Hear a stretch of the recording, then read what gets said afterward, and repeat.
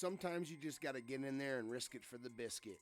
In other words, play stupid games and win stupid prizes. The previous owner completely jacked these up and they were an absolute nightmare to get out. But now that they are, we can continue on to step 2. What's up and welcome to part 2 of saving this vintage Gretsch drum kit. This here is the sanding process, or as I like to refer to it as the point of no return. This step is usually the longest and where you have to be fully committed to the project at hand. Although I'm not a huge fan of a stained finish on a drum kit, from what I have researched online, there should be some beautiful wood grain underneath all this. Now that I'm out in the light, we can better see the conditions of the shells themselves overall and the crust that was underneath where the badge is set.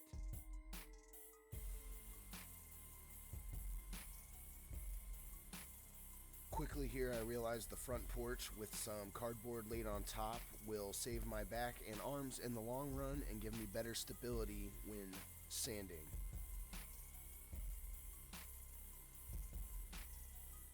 Getting back into it, I start here with an 80 grit and have some 120 on hand, working my way down to the wood grain, being careful closer to the bearing edges as to not take off any material of the actual wood from the outer layer of ply.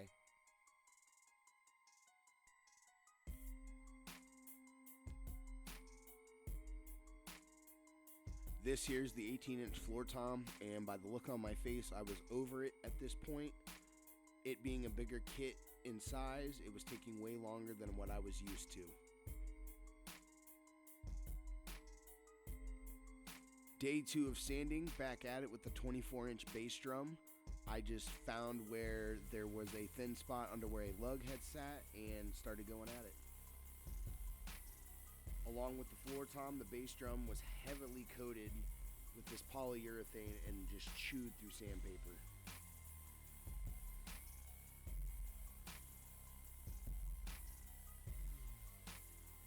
There was no rhyme or rhythm to it. I just kind of went in whatever pattern I felt was working at the time just to get down to this wood grain here.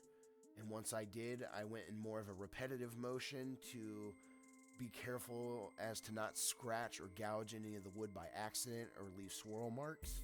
Also important to wipe things off as you go. I use a slightly damp paper towel to get the debris off so I don't clog the sandpaper as fast. Also, this will help you see where you're at and keep you from grinding that loose material back down into the shell. Like I stated earlier, this is the long, tedious part of a refurbishment in my opinion, but do not rush it as it will affect the overall outcome of the finish in the long run.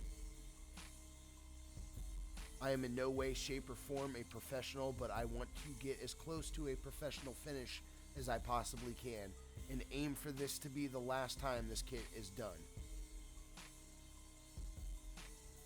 And I end here with this as a result to the lengthy process of sanding, on to the next step, and that much closer to the end result. See you soon for part 3.